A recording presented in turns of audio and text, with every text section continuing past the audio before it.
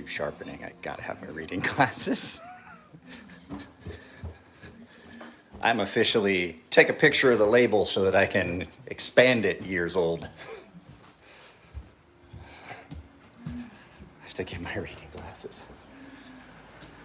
Reading glasses, reading glasses. I haven't done a live this way in the mornings for, a little bit now. Where are my readers?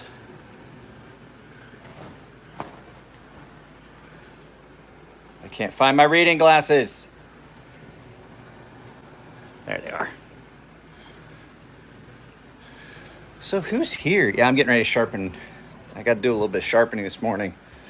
Get a couple things done. I have some customer stuff in here that I haven't. Hey, what's up, Frank? I have some customer stuff in here I haven't sharpened yet. It's just been busy with a bunch of stuff. But I'll tell you guys, the paying members, I have an item coming that you guys bought that's going to let me, hopefully, we're going to test it out. Hopefully, I'll be able to set it up the way I have my current workbench set up.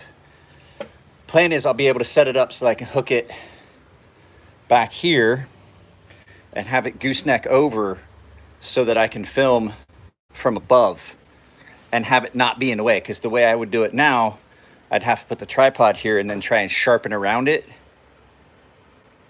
so that I can do the next tutorial, which is grip progression. Because at the old house, I get sharpened on the kitchen counter. Even though it drove my wife nuts, I promised there would be no sharpening done in the house. The only thing I do is like touch up her kitchen knives every once in a while.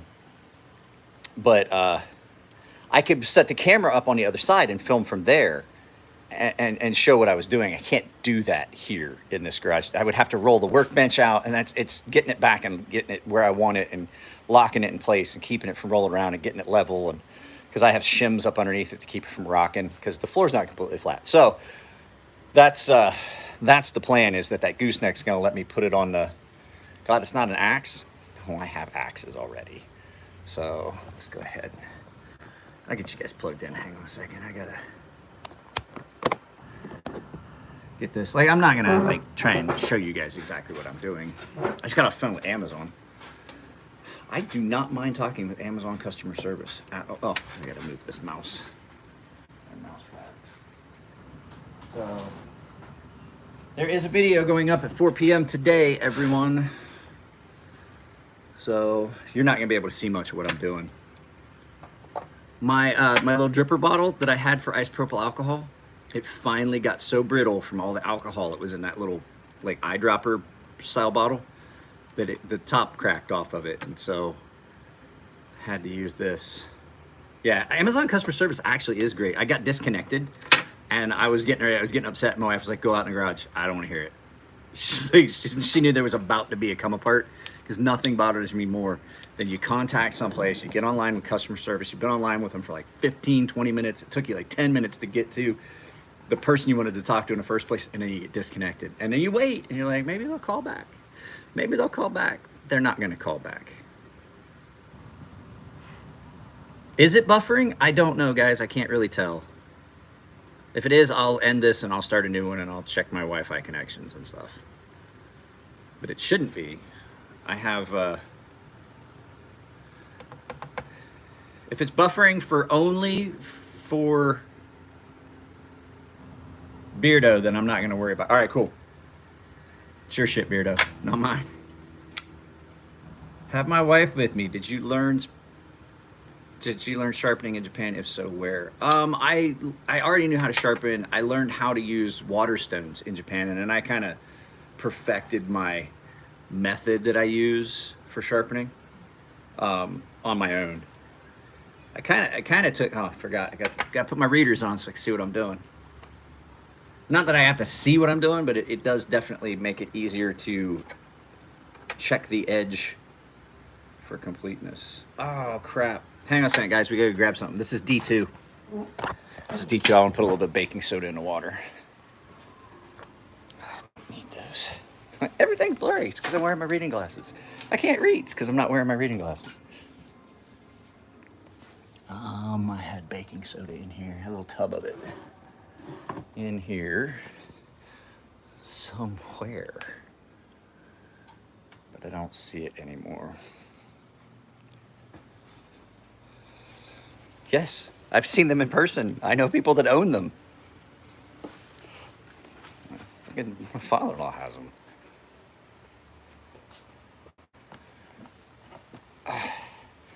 You got an FFPT. I don't know what an FFPT Mordax is. Oh, the Fair and Forge ProTech. I got you. Took a second. Didn't quite register. Put a little bit, not much, just a tiny bit of baking soda in that water.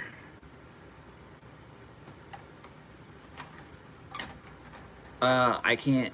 I have an ultra fine, and it's not going to do what this guy wants. He wants the edge reprofiled. He wants a compass. They don't have the cutting power. Like, you can tell me all day that people are like, oh, you could do it with this Spyderco ceramic. No, you can't. You cannot do the aggressive stuff that I do on those edges with any of those Spyderco ceramics. They're great for certain things. Touch up, if you're doing reprofiling, no, you can't do it.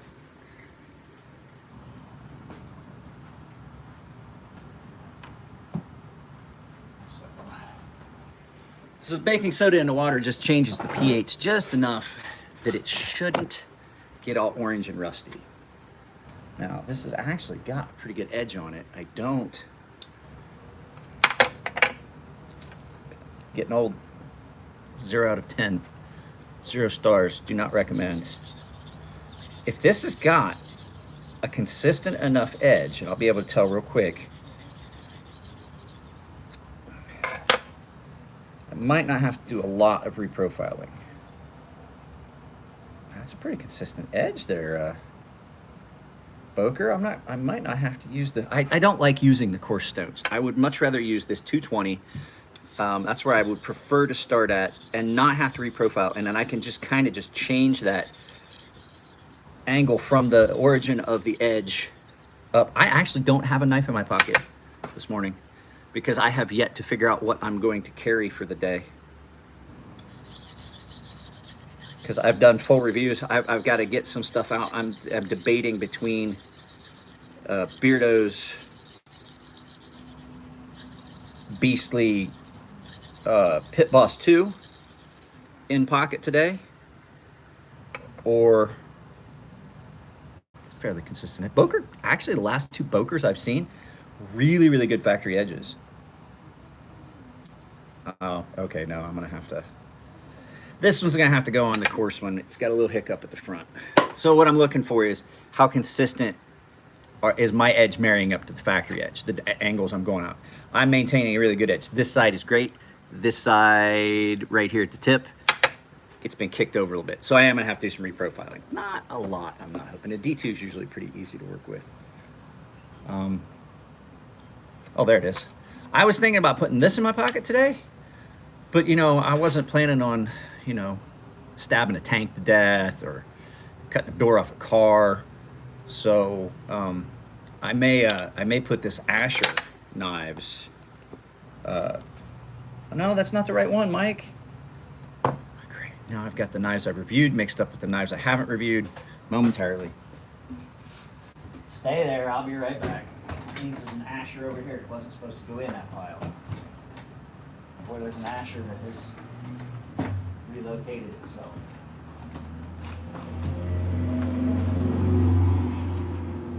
Dang it. This is the worst part about. Nope, that's Nomad. There it is. This is probably what's going in my pocket next. And I'm gonna probably film first impressions of it today. I just grabbed the wrong box. Dinged up by now. No, it's still in really good shape. This is the knife I'm probably gonna put in my pocket today. I really like this. I'm gonna have some issues with the plunge grind on this. I really am, and I'm not sharpening it. However it winds up, that's how it's going back to Jared, because I'm not dinking up my stones on that. Wow, it's really hot when you open that door and it blocks the cupboard door. Fair and Forge Prolix. You like that Prolix that you won there, Beardo? I like the Prolix. I wouldn't carry it. Has this got a deep carry clip? It does. So I'll tell you, like, sometimes I like the idea of these deep carry pocket clips, because if I want to carry two things, like I'm probably gonna go upstairs here in a little bit and get my Norseman off the workbench. And so what I can do is, and I mentioned it before, I can put way upward, and when it doesn't dig, and then I can put whatever I'm going to carry back here, so I can actually carry two knives a little bit more comfortably. I don't like the pocket clip, I'll tell you right now, but for convenience, it does allow you a level of a second knife to carry conveniently that's not as uncomfortable. So the knife I'm probably going to use, and the knife I would use for typically what it would be is a cheaper knife. Like if I had to cut something that I might not want to cut with a $1,000 knife, I could have something that would be more budget. And so don't tell me the price on this, but I'm gonna say this is guaranteed. This is way cheaper than the other knives I would be carrying. So it's not a bad little knife. It feels like the detent might be a little wonky. All right, so I'm gonna have to put that away. I'm gonna have to get out the big nasty. Get the big nasty out.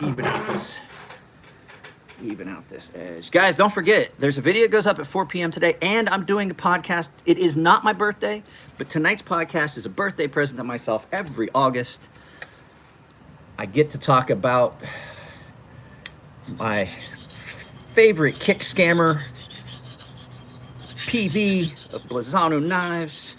We're going to talk about him.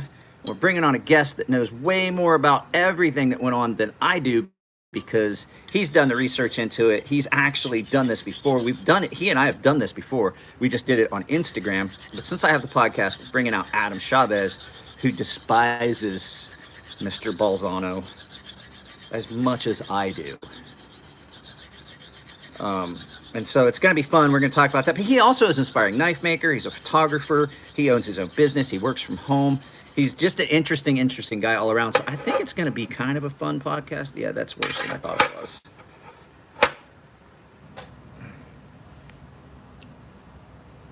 That's a lot worse than I thought it was going to be. Ooh, yuck. So that's going to be fun. And we're going to talk about the whole... I know a lot of people are like, I don't think it was done well, and the way people were talking about the whole slicey dicey thing. We're going to talk about that tonight too, because I definitely have some opinions, and I'm going to quote some stuff from Super Steel Steve that he said in his latest, and I absolutely agree with him. Yeah, I said it out loud. Yeah, it's like bringing an umbrella to the racetrack. The problem is when the edge angles are inconsistent like that, I have to take the material off both sides, and that's why I like to test it on like a 220 grit stone first to see if it's really that bad. Because if it's not, there's no sense taking off a bunch of material if you don't have to. But on this one, I'm have to. Yeah, that side is really bad, and I'll show you what I'm talking about, guys. So, and I've showed you before, but this is what I look for to see if I really need to reprofile. Now, this knife, if it was mine, I would not reprofile. I would just get it to where I had apexed it, and then over successive sharpenings, I would rectify that over time. But since this was requested to be done in a specific way as a gift for a friend, and he wants the polished edge, and he wants it to look a specific way, I have to make sure it's right. So when I'm looking, can you see? Let me get this set up here. Maybe that's what we'll do. Hang on a second. I'm going to set you guys in the tripod so that I can have both hands free to do this. So,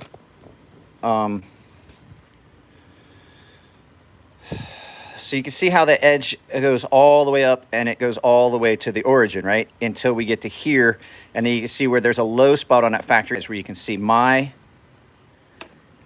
angle is right there, right? And then it comes up, and then it ramps out. Well, that means that somebody dinked this in and changed that angle and cut it in too far.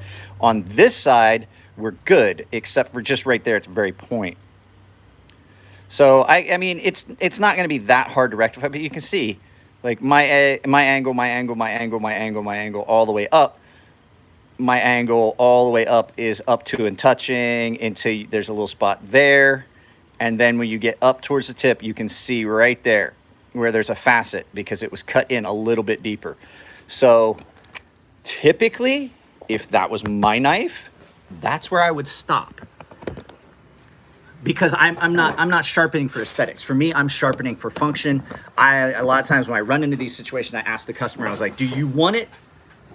Are you wanting me to sharpen for pretty, or you want me to sharpen for function?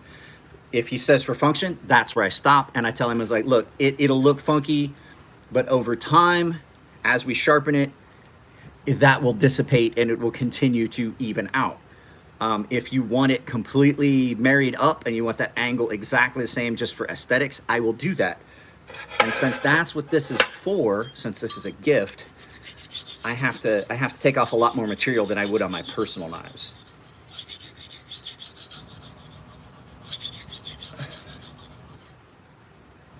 If you were to look at my Grimsmo Norseman, you would see that I haven't even went to the trouble of necessarily polishing out all the final facets of what makes my convex edge. Because, like I said, it's multiple angles brought together to make one convex, and it rolls in. I didn't polish those out. You can still definitely see the different lines and facets of my convex as it, because it's my knife. Like, I'm sharpening for functional sharp, not aesthetically attractive and polishing all that out. I just get to a point where I'm like, okay, that's as sharp as I want it. That's good enough for me, and that's how most of my personal knives are done. And that's what I was saying. You get man, he was in here for a little bit, and I was like, where'd the cat go? And I was like, this is a D2 lateralis by Boker, designed by J.B. Strout. It's in D2. I'm sharpening in flip-flops right now.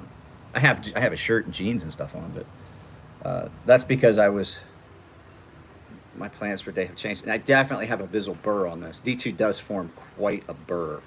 I'm gonna have to make sure I get all of that before I get into the honing stage. The way I sharpen back and forth on aluminum oxide, when I get into higher grits, I don't get much of a burr, but I definitely want to make sure that I've checked that. I'm just looking here. So who was that? Somebody said something. I've seen a couple of people say, you sharpening in flip-flops has its moments when it worries me about how sharp your edges are. What's up, Aiden? So yeah, like I said, the video goes up tonight. Shopcat was in the house. Like I said, I was looking around. I was like, where'd the Shopcat go? Right now we have Watchdog in the garage. So Watchdog, and I call her Watchdog not because she would ever protect the house, but because all she does is sit and watch what the neighbors do. Watchdog. So she's looking for Shopcat. She wants that cat to love her so badly, so desperately. Every time she sees that cat, she brings a toy, and the cat is just kind of indifferent. Yeah, I've owned several Browse Blades folders. I hope, I mean, they get along just fine as long as the dog doesn't get like too playful and want to try and get too close to the cat, because she wants to get all playful and wants to bring the cat a toy. She doesn't understand that that's not a dog. Was that tolerances weren't as... I ordered one, sent it back. Get a hold of Jason. Jason's a good dude. He makes his stuff right. Like if you find an issue with it, he'll definitely make it right. He's a good dude. He runs a pretty respectable business when it comes to like stuff like that. So I know there's been some controversy, but I'm privy to some information about some knife companies that I have found recently that is worse than anything Jason ever did. Maybe we'll talk about that too. I think I'll bring that up tonight, you know.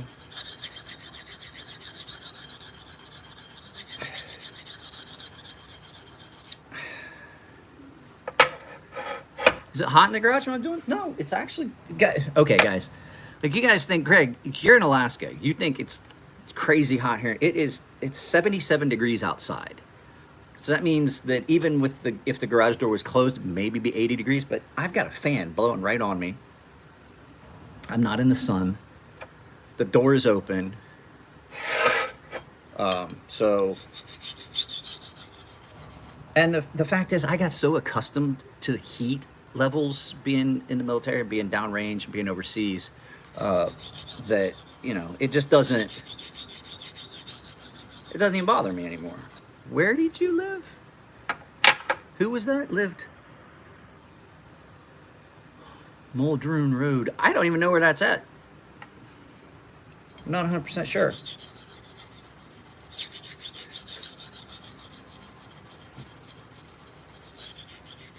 gonna be spicy. There's gonna be some people who get butt hurt, and rightfully so. God damn, this one's bad. This is way worse than I thought it was. Now I can start working on this side.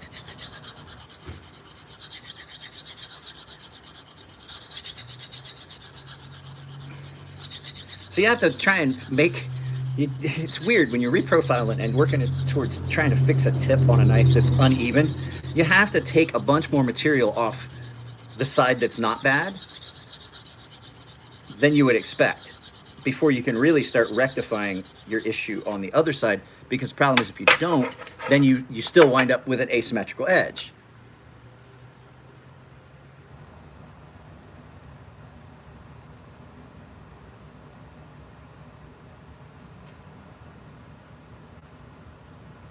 Or asymmetrical tip, I should say. And right now I'm also accounting for a grind issue in a knife. This knife was a little bit misground. I can tell by looking. I'll show you another thing that affects the grind on that tip. If you look here, see how this wedge has been ground and that line goes all the way to the front? This wedge has been ground and does not go all the way to the front. It terminates there. So that cants that edge over. That cants the entire blade angle over. So I'm also accounting for, like I said, see there versus there. See how much further that grind line goes up, and it makes it really difficult. Basically, no matter what I do, this knife is not going to look like it has a straight tip. It's basically where you're at. But, I mean, it is a budget knife. What was that? Beardo, what did Beardo say? We've lived in California. We've lived in Southern California since 2006. I've been out here since July 2006. Never had air conditioning. I've never had air conditioning. I've never really needed it. I have a portable that we use occasionally, like when it gets really hot. But the days where it's gotten really, really hot, where I typically would have used it, like when it's in the 90s up where we were at before, it's only been in like the low 80s, high 70s. It doesn't bother me.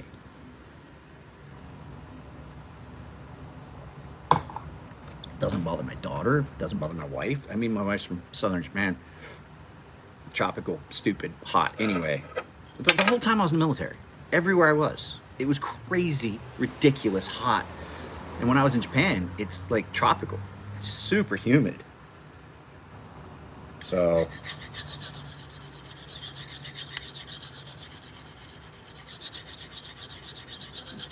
and yeah, Jared, I normally wouldn't either.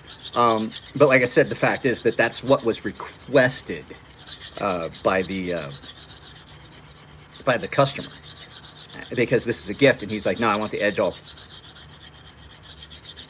polished. I told him, personally, I wouldn't even sharpen it. It's got a really good factory edge on it. Hey, what's up, Cue Ball?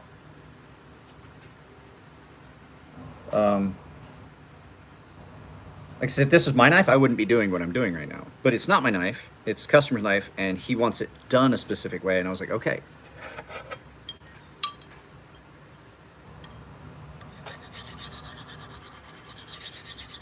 I mean, literally, you can see, like, can you guys see how much material I have removed?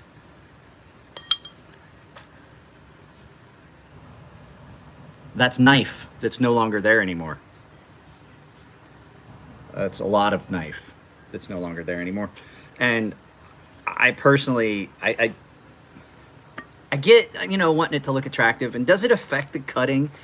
It can if the edge, if the very apex of the edge is canted over. When you try to sharpen, it's going to want to pull one way or the other, and it's actually going to roll that edge.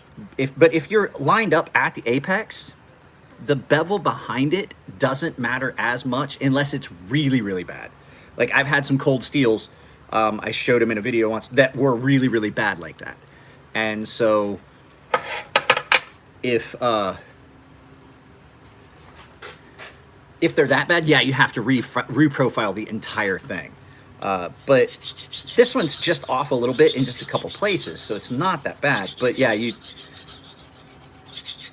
have to look at it and see, you know, how far off is it, and is it going to affect the edge retention, and is it going to affect how it cuts? Like if it's a little bit off, it's going to want to, like, it tries to curve and you're fighting it, and so that's extra tension that's on that blade, and it's not going to hold its edge. So, but I mean, if you're just, like I said, if you're just a little off and you can just, if you can get it apex and it's not that bad, it's really not going to affect, especially if it's just up near the tip of the knife.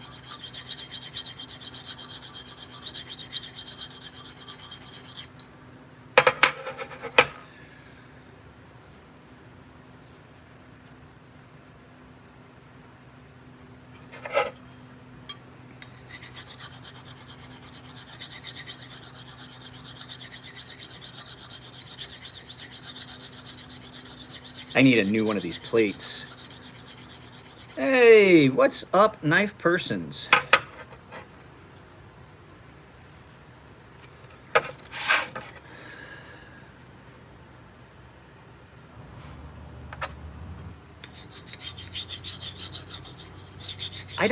I'll tell you what I don't hate, or what I don't like, is when it gets hot and it's really humid. It's fairly humid down here where we're at, but it doesn't get hot. Like I said, like it's 77 degrees today. They're looking at 81 max today.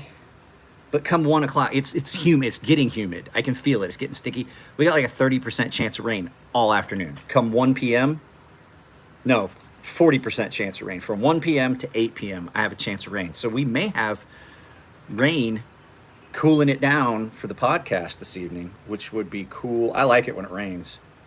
We'll see how my internet holds up during the rain.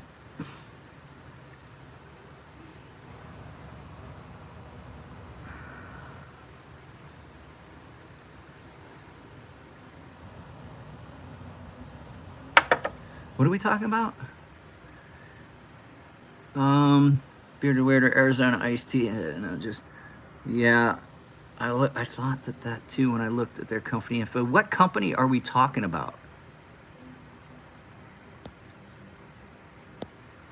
I don't see it. Or are you talking about Arizona Custom Knives? Because I do know that Arizona Custom Knives is not in Arizona. Oh, okay, yeah, Arizona Custom Knives is not in Arizona. I think they're in North Carolina or Florida or something. I think it's Florida. I think they're in Florida. Okay, yeah, I couldn't remember if it was like North Carolina or Florida. Tampa. I've been to Tampa Bay.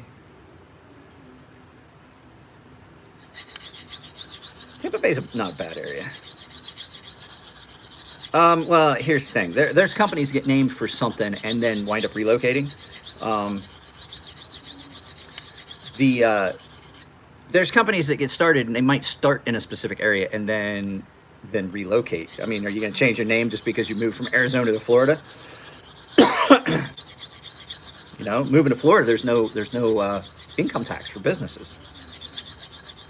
There's no state income tax for businesses. So it might have been a no-brainer to move to Arizona, you know?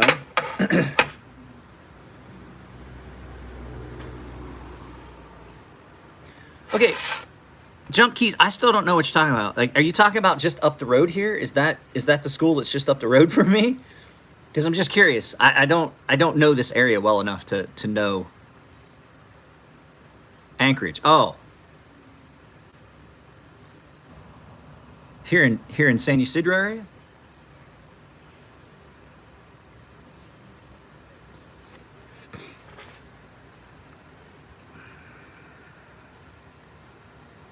I think we've almost got it. Anchorage. So not San Diego.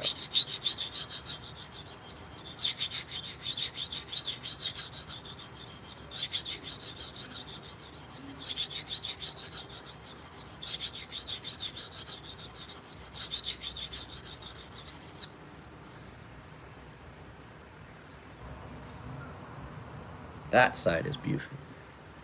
I'm not in Alaska. Greg is in Alaska. That's why he's so effing weird. I'm in San Diego. In my garage. With a fan blowing on me.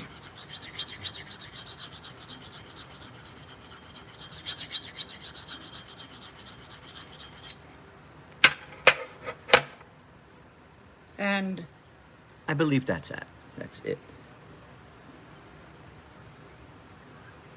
Not quite. We're almost there.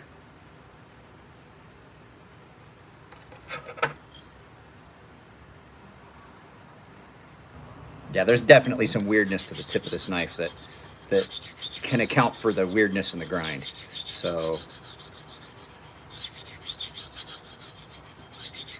when the knife is ground weird, sometimes it gets put in the knife jig for the sharpening jig weird, and that's what does it. Which is why it's important to make sure that your spine is done. That's why. So if you guys have ever noticed, I don't do swedges or any of that stuff on my knives. You know why? Because if that's wrong, regardless how straight the edge and the knife is, it's gonna look crooked. A swedge is just another way to take what is a perfectly good knife and make it look like you fucked up.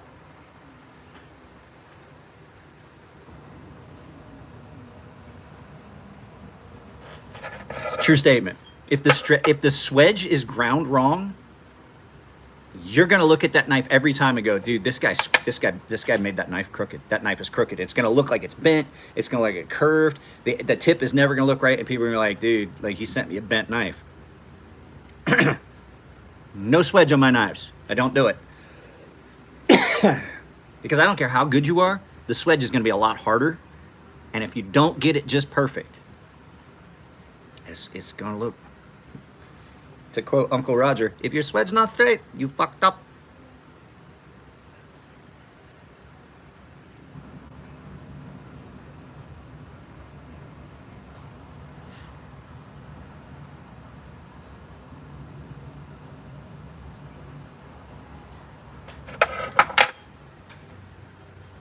I'm gonna give this just a little bit more love on this one side here. Right up at the tip, and just bring it back and even it in just a little to try and, yeah, it's pretty, it's nitrogen based steel, so it's got a lot of nitrogen in it. It's a really good steel. It's pretty impacted. It's just all around good. I like Nitro V. It's another one of those steels that doesn't break the bank. That's actually pretty good. I've got a few knives in it that have come in that I like the Nitro V. Now I do say I like 14. I like 14C a lot better. I didn't say it wouldn't rust. I'm just saying it's depending on how you're carrying it and stuff like that. I mean, I can make any steel rust.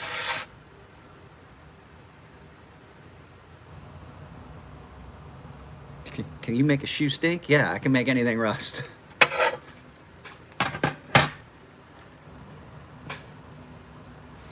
Now, yeah, I did a pretty good job. I got the majority of that burr off. We'll get the rest of it through the sharpening. Yeah, I don't even really hear it. So the last couple passes on that stone are really light, light passes on that stone, just to do a deburr. You can do a stropping stroke, but on a really coarse stone like that, I don't like necessarily to do it that way. But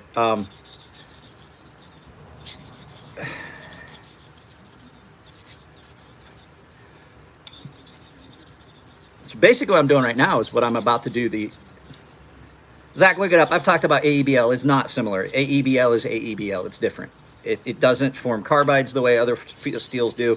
It's not as aggressive a steel. It is not like 440C. You would have to look it up and compare the differences, but it's not. I don't like AEBL. I like 440.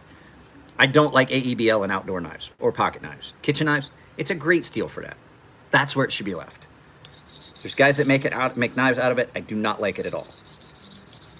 Of all the pocket knife steels, I would say AEBL is my least favorite, and I like to say that the steel or the Rockwell is not a showstopper. I would not buy a knife in AEBL.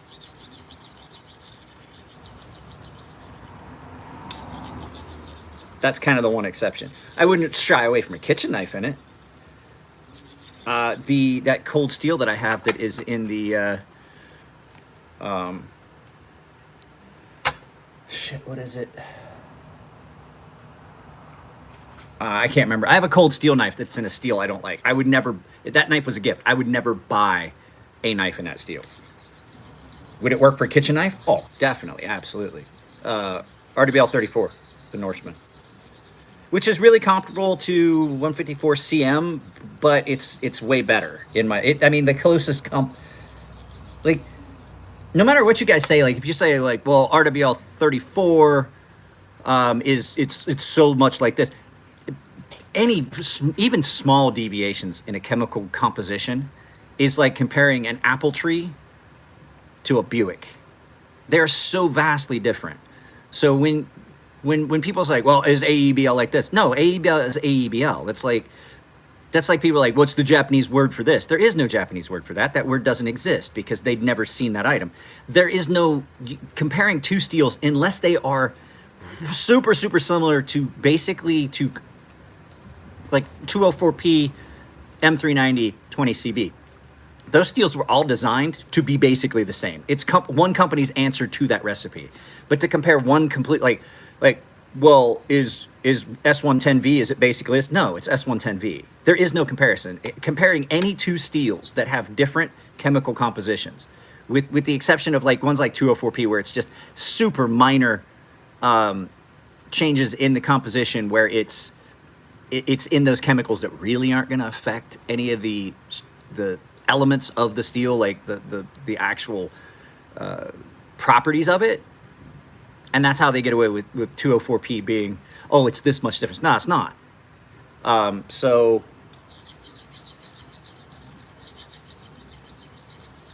trying to compare one steel to another, you just can't do it. It's like people are like, well, what's ARPM like? And I was like, ARPM, it's ARPM. I know it's really close chemically in the structure of like basically like 9CR kind of, but you got the added cobalt and you have the way it's processed, which makes it different. And in the heat treat, you can't compare the two. And even if they are similar,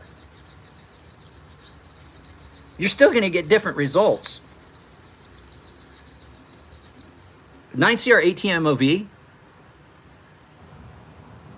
and powdered 9CR, really, really different in the way that they act. So you could even have two identical steels, and just the way that the metallurgy is done. If you now are using a powdered metallurgy form of that, you're going to get a different result. It just feels different because you get a different grain structure.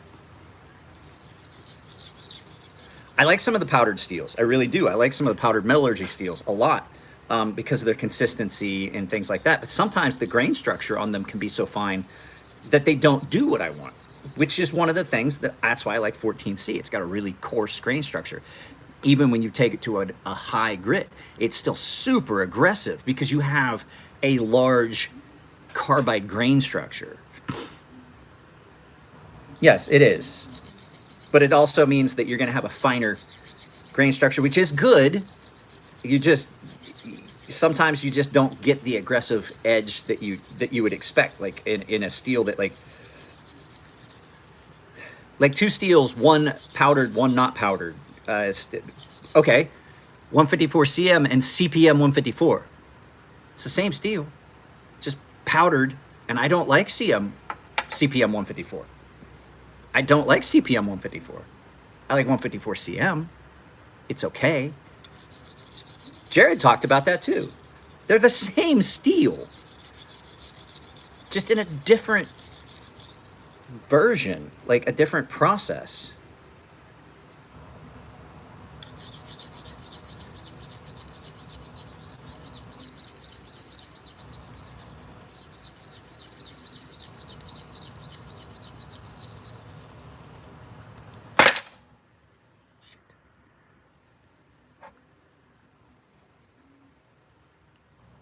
Baking soda and water makes it slippery.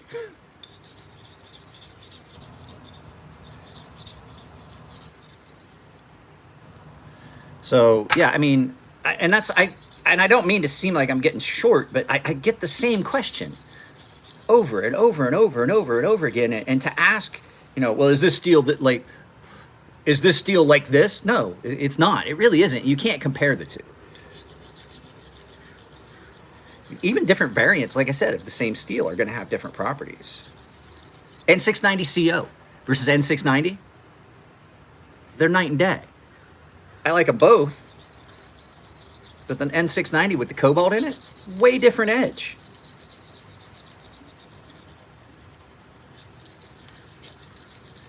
I'm gonna see D2. He just says he wants it up to a good polish. I'm gonna do a couple test runs. I'll probably take it to about 1,000 and then hit it on an ultrafine ceramic and see. But I'm just, what was that?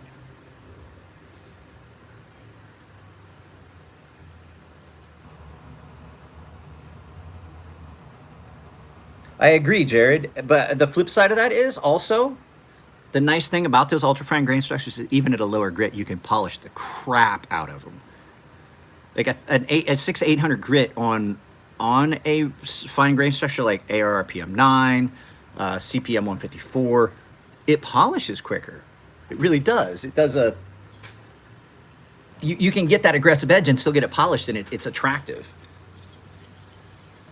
So there's the. I mean, I guess that's the little, maybe the plus, that you don't have to put as much work into getting them the way you want to keep the edge, and you don't have to give up on the aesthetics of a mirror polished edge if that's what you want.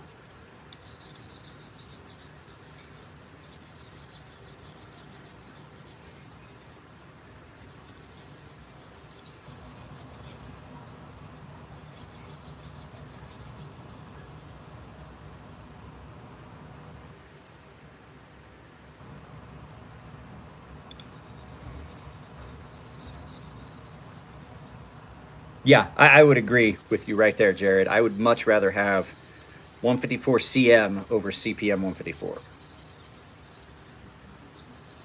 But there's benefits and things from everything. Like, I mean, like you said, with a powdered metallurgy, it's more homogeneous. You get more consistency. But you give up a couple things. Just like super steels. Like I like a lot of the budget steels. I like a lot of the super steels too. But the thing is, like,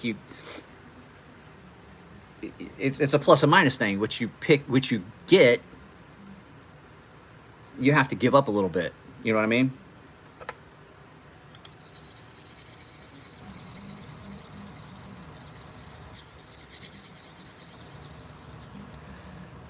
A little weird spot back here at the tail, at the heel. I did not expect to be 43 minutes in and still working on this knife. I expected to be like, hey, we'll do this one real quick, and I'll jump on those other two for. I was planning on doing like 3 knives for you guys.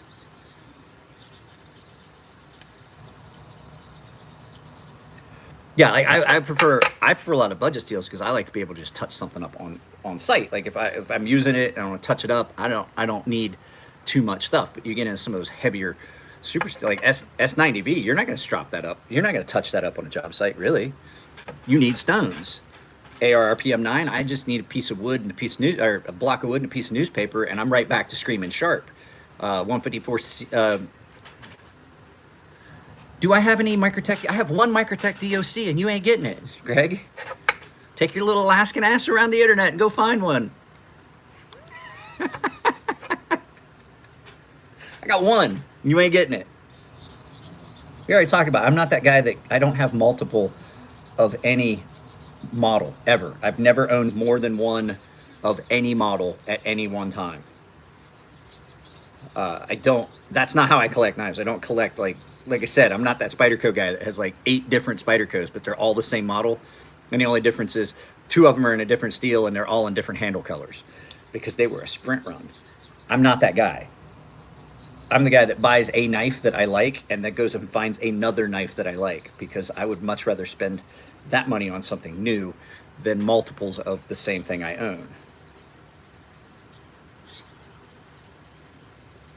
So,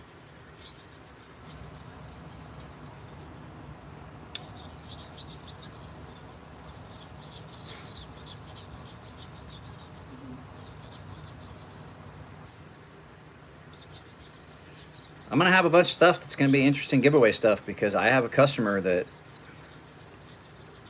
he already paid me and we took care of all this shit, and he just refuses to respond to me. I said something or did something, but we're definitely gonna have some stuff go up for giveaway, because I cannot continue to store items for someone because they're pouting because I said something on a video that they didn't like. So, life shifted form. All right, so we're at the 600 grit mark now, and I'm gonna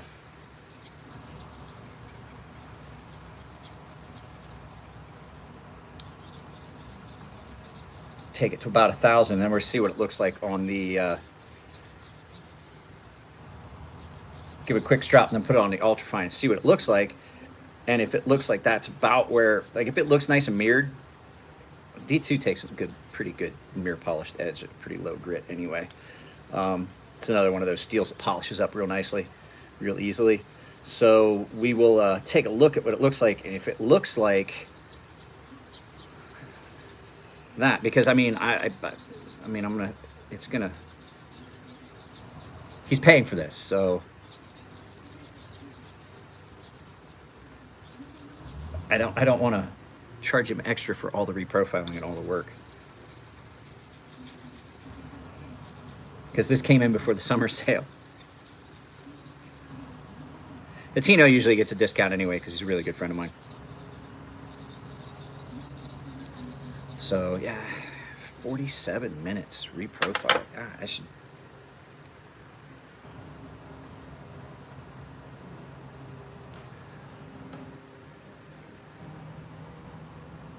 Hey, don't worry about it, man. I've got a bunch of stuff in for review. Jared's been really good about sending me stuff. I got some stuff in here from Tino.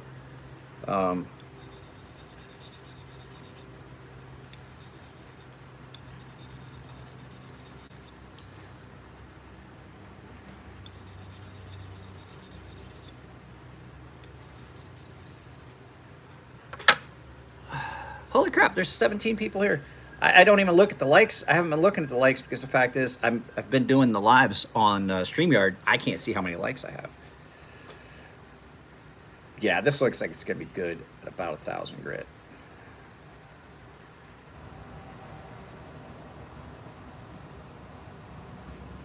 So let's go ahead and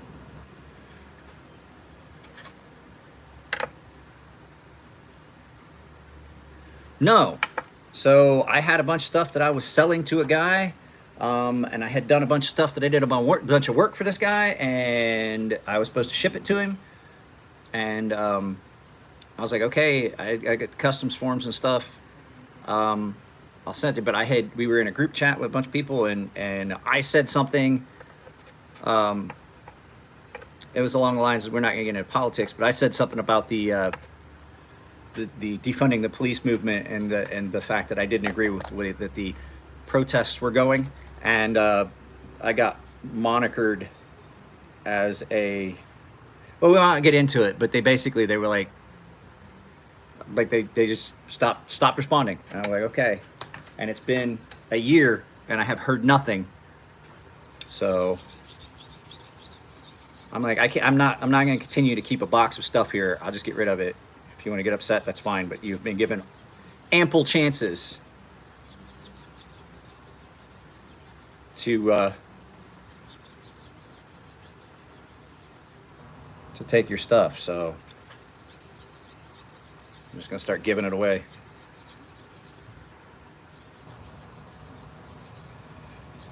Well, that's why we don't talk about any of that stuff anymore. 21 likes, 23 people. And I know some people are watching on phones or listening on headphones and they can't get into that. I'm okay with it. I'm okay with however many likes I get. So yeah, we're at 1,000 grit. This is cutting really good on a. I would feel conflicted about selling stuff that I already got paid for. So it's probably gonna be giveaways. I'm sorry. I don't think I.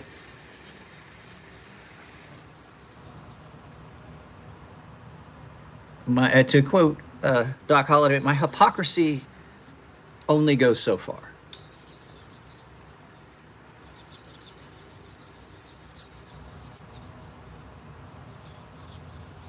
So, I mean,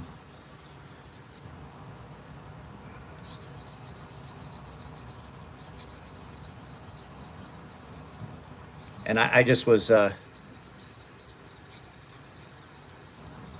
I was doing was like back the blue, and I didn't agree with something that was going on when people broke onto people's property in a certain area and knocked their fence down, and they were defending themselves. So that's all I will say about that. So we're not going to get into that. But you know, that's not what this channel's about. This channel's about knives and the knife community, and we're gonna roast some bad actors in the knife community tonight, boy. It's my fun. I'm prepping.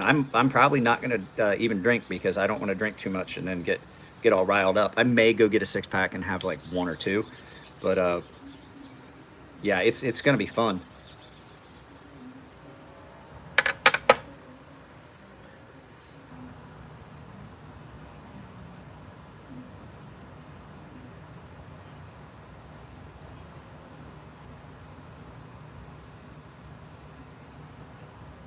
That's pretty good. I like that. Let's see what, we'll give her a quick strop. Jeremy Russell, look at that. Give it a quick knock just to knock off any burr. Give her a quick run on the leather. I think that's gonna look pretty good. Let's go ahead, give it some. It's diamond 1 micron love and see what it looks like. Guys, I think we're gonna be good with that on that. Oh, we're gonna talk about a dude that ripped a bunch of people off in the knife world. We're gonna talk about another dude that apparently has been and is just now coming to light. We're gonna talk about possibly, I haven't decided yet if I want to throw it in there. I've gotten some information about a company that is, I know that I have stuff made offshore. I'm perfectly transparent about that. But there's some people that aren't. And I found some publicly available shipping information from China to a quote unquote American made only knife company. So we'll see. We'll just see how it plays out.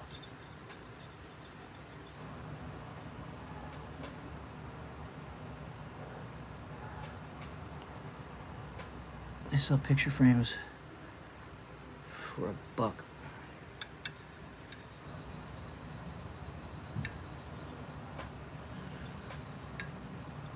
What was that? Store they sell picture frames for $1 with the glass. Use that glass for some finer grit sandpaper pitch. Take your time and you'll fix it on the cheap. What are we talking about?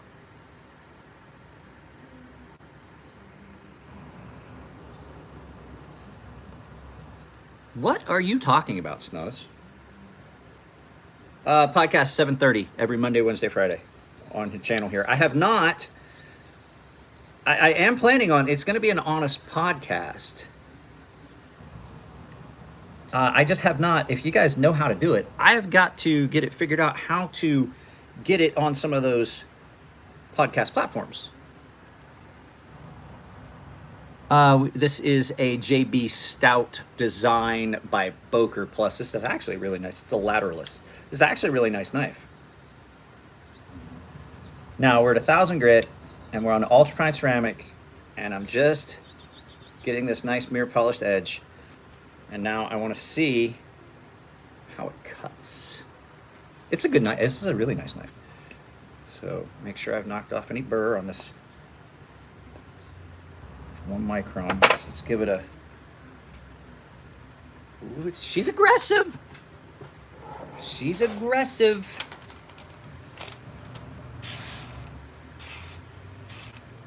I think we're good. I think we can go ahead and chalk that one up as done.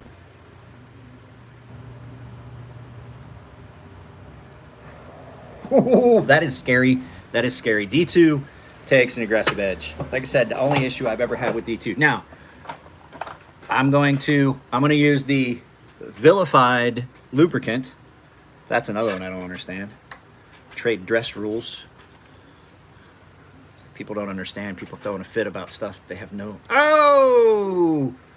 I don't have a thing to ding, ding, ding, ding, ding. Yeah, I do. I got one right here. We'll do a... I don't have my cowbell. I have my whiskey glass. I have my skull shot glass.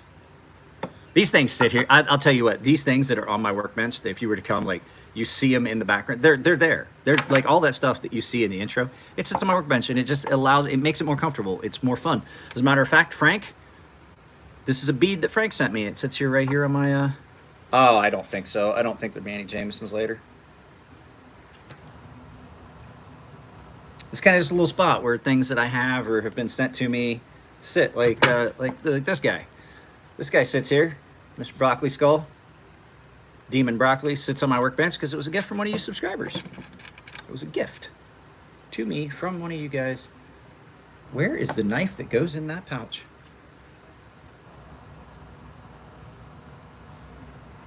That is a good edge right there. Now, clean this up with a little bit of oil. I gotta put a little bit of... Now, what I was gonna say is D2. I know a lot of guys use oil and stuff like that on their knives. For D2, if it's not my knife and I'm shipping it back to someone, I will take the KPL Heavy, and I put a little drop on the detent because I cleaned this up with alcohol before we started. So I lost a lot of the lubrication. So I put a little bit of KPL Heavy on the detent track. And sometimes I'll double it up, just like I'm doing right now.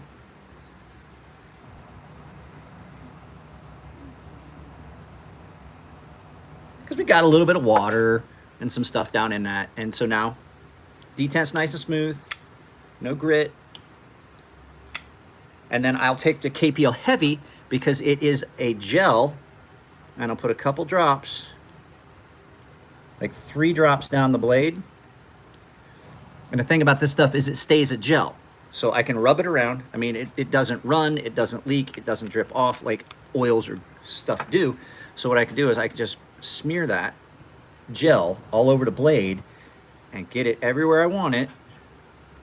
And I can protect that blade with just those 3 drops, and it'll stay on there, and it doesn't run around, it doesn't pull up in certain areas like you will get. Wow, that is really aggressively sharp.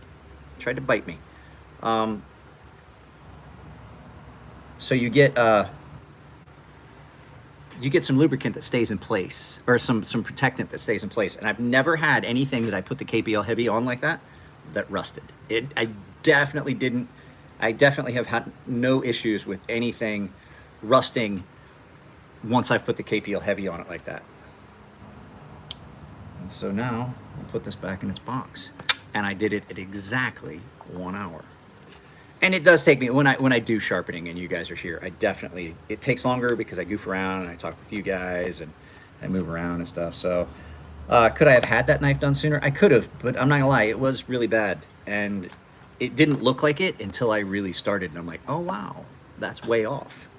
As you guys saw. Part of it's because I gotta get a new diamond plate. That heavy extra ultra coarse or super coarse DMT plate that I have, the DiaSharp. This thing's about worn out, and that's the thing with these. They do really well for a while, but then as you can see, it's shiny. So I'm probably gonna order these. Things are expensive. They do last well and they cut really well, but this is a DMT DiaSharp extra coarse, and she ain't really all that coarse no more. So I'm probably gonna order one of those here in the next day or two. Hopefully, I don't want y'all to think that I'm like, so you gotta come in and do it. Hopefully I get enough super chats in the live feed tonight to offset that cost. The last couple have been great. The last one, I apologize guys, I didn't feel great. I got my Fauci ouchie, my first dose, and I didn't feel real great Monday night when we started, and so I really didn't push I didn't push the pace of the podcast like I should have. Justin is one of those guys that, like, he's gonna give you an answer and then he's gonna stop and wait for you to continue. And I mean, it's not that he doesn't have like a humorous personality. He's hilarious when he tells a story. But when you ask him a question, he's gonna give you the information. He's gonna stop and wait for you to continue, because that's just the way that's the way the Marines that were in those specific like high level units. Every one of them I've ever met is like that. The guys I've ever met that was honor guard for the that was honor guard for, like, at the Tomb of the Unknown Soldier. You ask them a question, they give you an answer, and they stop. They continue no further. That's it. It's just drilled into them, like, that they execute that evolution and stop. So nothing against Justin. It's not his. It's just training. I think I kind of broke some of my military habits, but not really. I like to think I did, but I definitely didn't. So yeah, that was my fault because I didn't keep it going. So that's not nice. We're not going to leave that up. That's not nice, Casper. Those guys are friends of mine.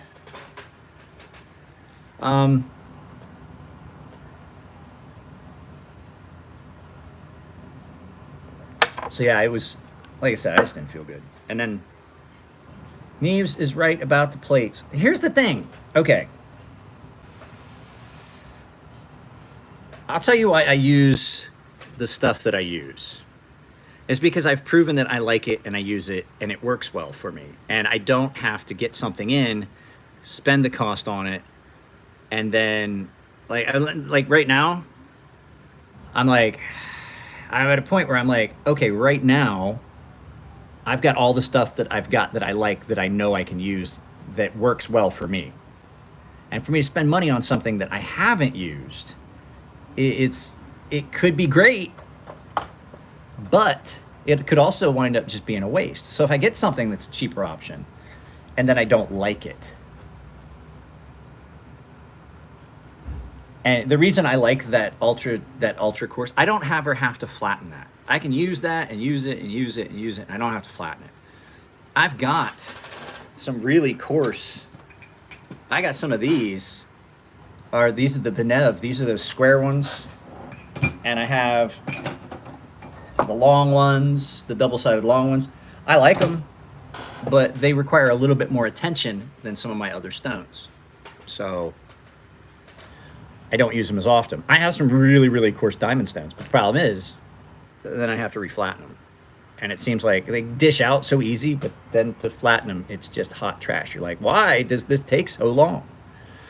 Which is something I'm going to do here in just a little bit, is flatten a bunch of stones, because I have to.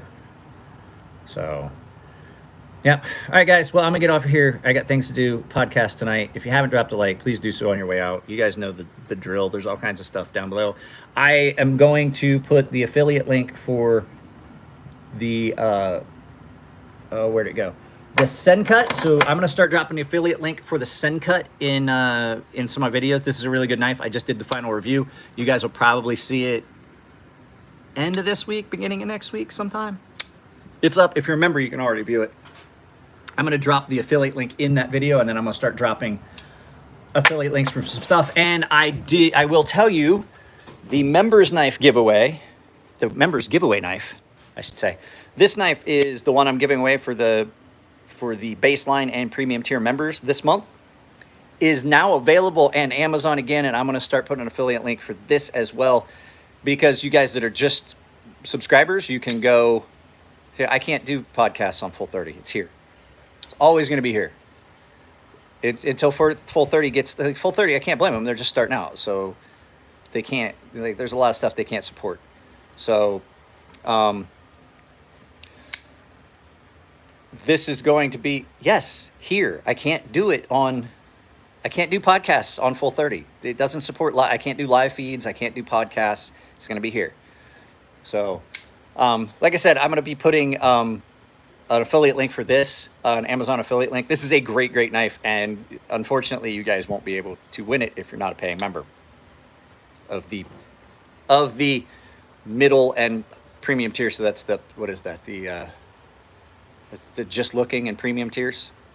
That's what they're getting. But like I said, August giveaway video, if you go find it, I am giving away a CJRB Mylea, which will also have a link in the descriptions. I do like this knife. The only problem I had with this knife was when I would put it in my pocket, because I'm a big guy and it's such a small knife.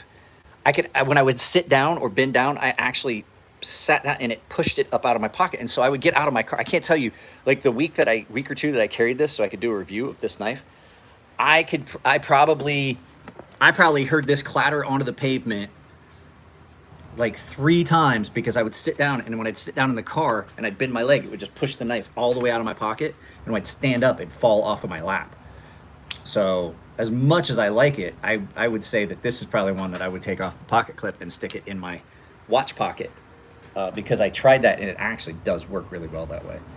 This is a great little knife for the size. It does an incredibly good job. Really, you guys are rocking it. Put you on top of a coin. So yeah, this is the giveaway for everyone else. If you go find the August giveaway video, that's the knife I'm giving away. All you have to do is make a comment.